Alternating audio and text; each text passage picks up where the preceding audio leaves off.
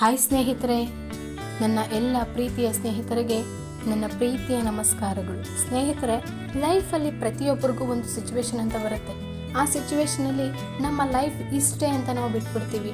ಆ ಒಂದು ಸಿಚುವೇಶನಲ್ಲಿ ಲೈಫ್ನ ಲೀಡ್ ಮಾಡೋದೇ ಬೇಡ, ನಮ್ಮ ಲೈಫ್ನ ಎಂಡ್ ಮಾಡಿಬಿಡೋಣ ಅನ್ನುವಂಥ ನೋವು ನಮ್ಮಲ್ಲಾಗುತ್ತೆ. ಆ ಒಂದು ಸಿಚುವೇಶನಿಂದ ಹೊರಗೆ ಬಂದು ನಮ್ಮ ಲೈಫ್ನ ಲೀಡ್ ಮಾಡ್ಕೊಳ್ಳೋದಕ್ಕೆ ಜಗತ್ತು ಕಂಡ ವೀರ ಸನ್ಯಾಸಿ ಸ್ವಾಮಿ ವಿವೇಕಾನಂದ ಅವರು ಒಂದು ಮಾತನ್ನು ಹೇಳ್ತಾರೆ. Talk to yourself once in a day, otherwise you may miss meeting an excellent person in this world.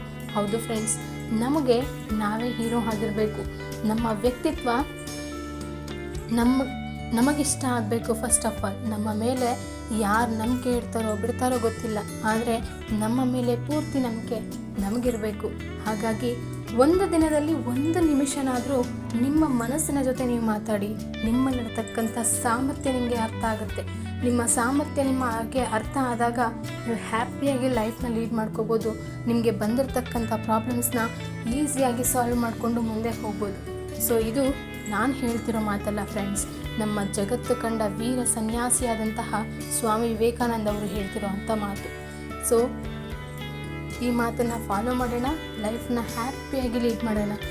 So ಈ ವಿಡಿಯೋ ಯಾರಿಗೆಲ್ಲ ಇಷ್ಟ ಆಯಿತು ಪ್ಲೀಸ್ ಲೈಕ್ ಮಾಡಿ, ಶೇರ್ ಮಾಡಿ ಆ್ಯಂಡ್ ಸಬ್ಸ್ಕ್ರೈಬ್ ಮಾಡ್ಕೊಳ್ಳಿ.